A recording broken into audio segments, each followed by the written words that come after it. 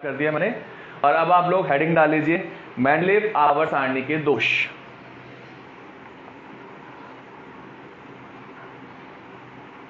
Mendeleev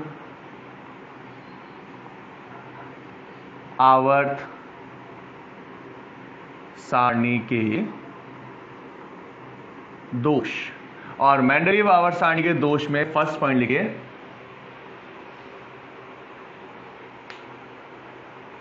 समस्थानिकों को कोई स्थान नहीं दिया गया। समस्थानिकों को कोई स्थान नहीं दिया गया। समस्थानिकों को कोई स्थान नहीं दिया गया।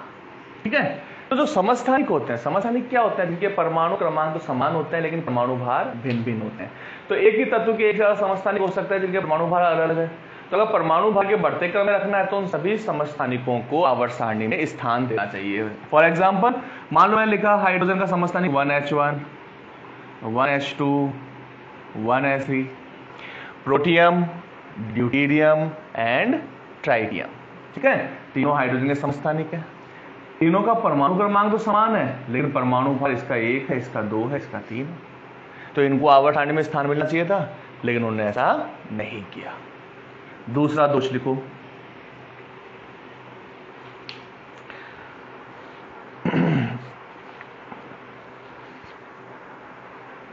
इन्होंने समान गुणों वाले तत्वों को भिन्न वर्गों में, समान गुणों वाले तत्वों को भिन्न वर्गों में तथा असमान गुणों वाले तत्वों को एक ही वर्ग में रख दिया, जिनमें संयोजकता को छोड़कर अन्य कोई समानता नहीं थी। जिनमें संयोजकता को छोड़कर अन्य कोई समानता नहीं थी। भाई कैसे? देखो इधर मैंने लिखा lithium, sodium, potassium, rubidium, caesium. इनका अपने लिथियम क्या होता है? 2s1, सोडियम क्या लिखते हैं? 3s1, 4s1, 5s1, 6s1 और अगर फ्रेंच में आ जाएगा तो 7s1। तो इनकी वैलेंसी या संयोजकता कितनी है? 1 है। और इनके साथ किसको रखा था अपने? कॉपर, सिल्वर और गोल्ड। कॉपर का अपन लोग देख चुके हैं, इलेक्ट्रॉनिक विन्यास कितना था? 3d10 4s1। तो इसकी संयोजकता भी कितनी है? 1 है। इसकी कितनी हो जाएगी? 5s1।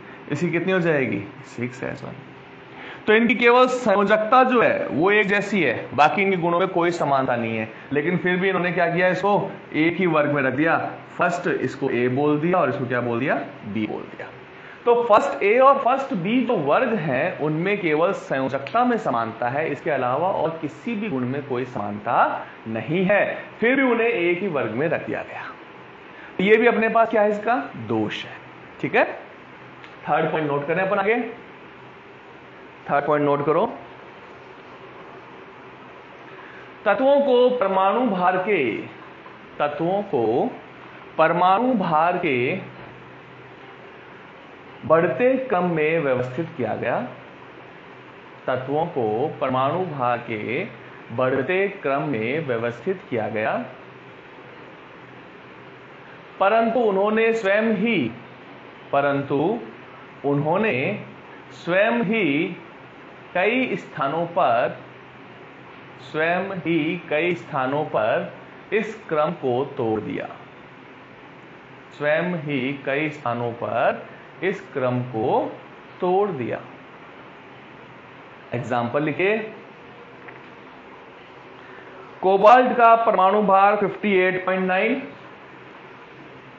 कोबाल्ट का परमाणु भार 58.9, वह निकल का 58.7 होता है। 58.7 होता है। परंतु आवर्त सारणी में पहले कोबाल्ट को रखा गया, परंतु आवर्त सारणी में पहले कोबाल्ट को रखा गया, उसके पश्चात निकल को, उसके पश्चात निकल को। ठीक है। इसी प्रकार पोटेशियम का परमाणु भार 39 व ऑर्गन का 39.9, पोटेशियम का 39 व ऑर्गन का 39.9 होता है, परंतु आवर्त सारणी में पहले ऑर्गन रखा गया, आवर्त सारणी में पहले ऑर्गन को रखा गया, उसके पश्चात पोटेशियम को। ठीक है। तो ये इसकी मुख्य दोष थे आवर्त सारणी के। अब दो कॉमन दोष हैं जो कि सभी के अंदर पाए जाते हैं, तो एक और पॉइंट लिख लो। हाइड्रोजन की स्थिति अनिश्चित है, हाइड्रोजन की स्थिति अनिश्चित है, क्योंकि वह फर्स्ट ए क्षार धातुओं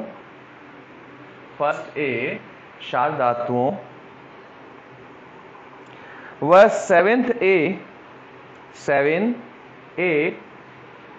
हैलोजनों से 7A हैलोजन से गुणों में समानता दर्शाते हैं, गुणों में समानता दर्शाते हैं, यानी क्षार धातुओं के साथ भी गुणों में समानता दर्शाते हैं और हैलोजन के साथ भी दर्शाते हैं। तो कौन से वर्ग में रखा जाए ये भी अपन डिसाइड नहीं कर पा रहे। एक और लिखो इसके अंदर, नेक्स्ट पॉइंट, लैंथेनाइड और एक्टिनाइड, लैंथेनाइड और एक्टिनाइड ब्रैकेट में लिखो एफ ब्लॉक के तत्व, एफ ब्लॉक के तत्व। लैंथेनाइड और एक्टिनाइड थर्ड ए वर्ग से संबंधित हैं, थर्ड ए वर्ग से संबंधित हैं, या थर्ड बी वर्ग से, या थर्ड बी वर्ग से यह नहीं बताया गया। थर्ड ए वर्ग से संबंधित है या थर्ड बी वर्ग से संबंधित है, यह नहीं बताया गया। ठीक है। तो ये हमारे पास मेंडलीव की आवर्त सारणी के दोष हैं। अभी क्वेश्चन पूछा हैलोजन क्या होता है, अभी आगे आएगा टॉपिक, मॉडर्न जो आधुनिक आवर्त सारणी है उसमें हम बात करेंगे, वहां पर हम हैलोजन के बारे में बात करेंगे। ठीक है। अब लिखिए नेक्स्ट अपने पास आधुनिक आवर्त नियम तथा आवर्त सारणी,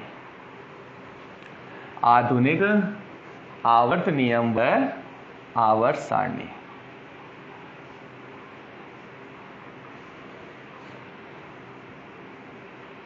आधुनिक आवर्त नियम व आवर्त सारणी।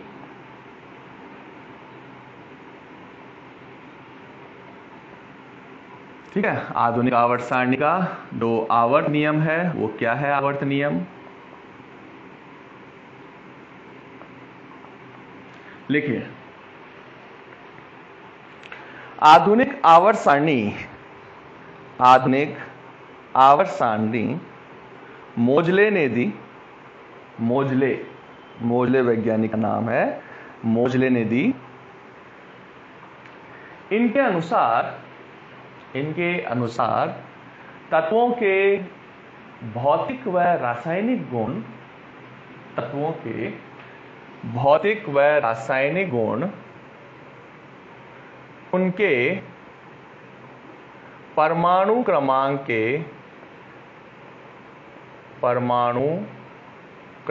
के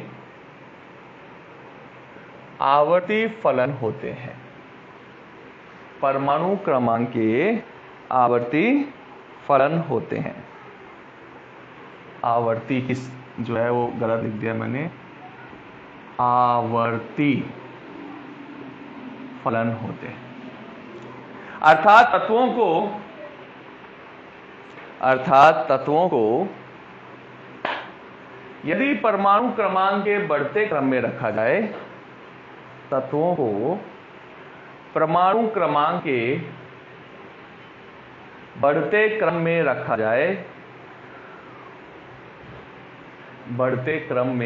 जाए, तो एक निश्चित अंतराल के पश्चात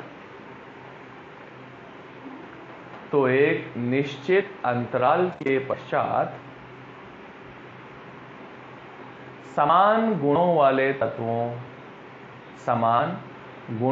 तत्वों की पुनरावृत्ति होती है।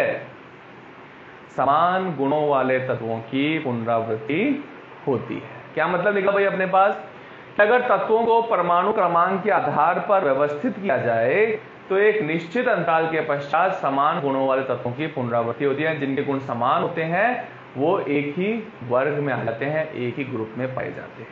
ठीक है, इसे कहते हैं अपन आधुनिक आवर्त नियम। फिर आगे लिखो, इसके अंदर लाइन से लिखिए, आधुनिक आवर्त सारणी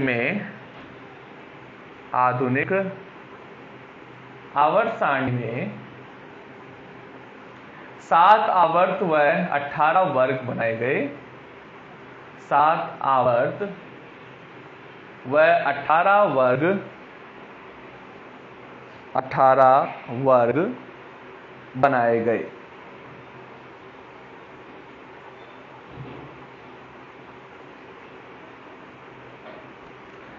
प्रथम आवर्त में 2 तत्व रखे गए जिसे अति लघु आवर्त कहते हैं। द्वितीय व तृतीय आवर्त में 8 तत्व रखे गए जिन्हें लघु आवर्त कहते हैं।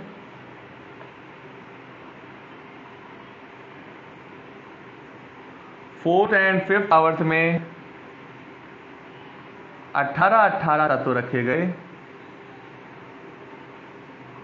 जिन्हें दीर्घ आवर्त कहते हैं। छठे आवर्त में 32 तत्व रखे गए जिसे अति दीर्घ आवर्त कहते हैं। और 7वां आवर्त जो है वो अभी तक अपूर्ण है। ठीक है,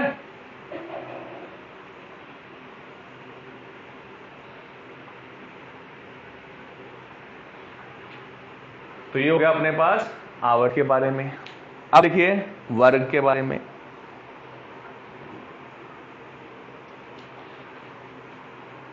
आधुनिक आवर्त सारणी में कुल 18 वर्ग हैं।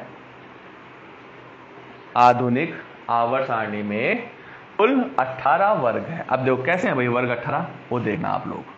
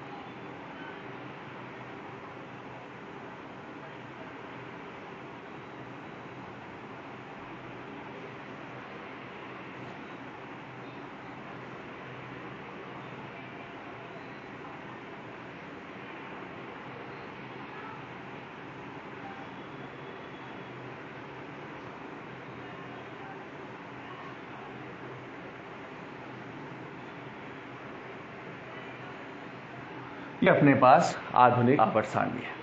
ठीक है, ये मेरे पास पहला वर्ग है, दूसरा, तीसरा, चौथा, पांचवा, छठा, सातवां, आठवां, नौवां, 10वां, 11वां, 12वां, और ये क्या आ गए 13, 14, 15, 16, 17 और 18। ठीक है, तो ये जो आधुनिक आवर्त सारणी है उसमें 18 वर्ग बनाए गए। ठीक है, जो फर्स्ट वर्ग है इसमें ये तो हाइड्रोजन आ गया और ये हीलियम, ये तो अपवाद है। इसके अलावा प्रथम वर्ग में जो तत्व थे कौन कौन से, lithium, sodium, potassium, rubidium, caesium and francium. ठीक है, और सेकंड वर्ग में कौन कौन से तत्व आ गए अपने पास, beryllium, magnesium, calcium, strontium, barium और रेडियम। तो ये जो फर्स्ट और सेकंड वर्ग के तत्व जो होते हैं इन्हें बोलते हैं अपन एस ब्लॉक के तत्व। क्यों बोलते हैं एस ब्लॉक के, क्योंकि इनके तत्वों में जो अंतिम इलेक्ट्रॉन है वो एस कक्षक में भरा जाता है। तीसरे से लेकर और 12वें तक जो वर्ग होते हैं इन्हें कहा जाता है डी ब्लॉक के तत्व या संक्रमण तत्व भी कहते हैं। डी ब्लॉक या संक्रमण तत्व कहते हैं। ठीक है, 10 वर्ग है इसमें, तीसरे से लेकर 12वें तक, और 13 से लेकर 18 तक जो 6 वर्ग हैं इनको बोलते हैं अपन पी ब्लॉक के तत्व। ठीक है, पी ब्लॉक के तत्व कौन कौन से आ गए, ये 18वें वर्ग में आ गए अक्रिय कैसे, helium, neon, argon, krypton, xenon, radon. 17वें वर्ग में आ गए सारे सारे fluorine, chlorine, bromine, iodine, astatine. इसको बोलते हैं अपन हैलोजन। 17वें वर्ग को बोलते हैं अपन हैलोजन। ठीक है ना, जो फ्लोरीन, क्लोरीन, ब्रोमीन, आयोडीन होते हैं इनको बोलते हैं अपन हैलोजन।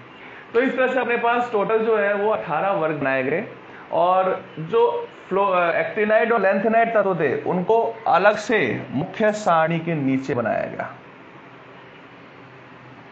मुख्य सारणी के नीचे अलग से लैंथेनाइड और एक्टिनाइड तत्व बनाए गए। 6, 7, 8, 9, 10, 11, 12, 13, 14। ठीक है, तो ये अपने पास लैंथेनाइड और एक्टिनाइड श्रेणी थी। तो ये बन गई अपने पास आधुनिक आवर्त सारणी। नेक्स्ट क्लास में हम आधुनिक आवर्त सारणी की जो उपयोगिता है उसकी बात करेंगे, और जो बाकी के अपने पास कुछ और वर्ग दिए गए थे, कुछ और मॉडल दिए गए थे जिसमें अपने पास इलेक्ट्रॉनिक विन्यास के आधार पर वर्गीकरण था, वो सब चीज़ें अपन जो है नेक्स्ट क्लास में डिस्कस करेंगे। ओके।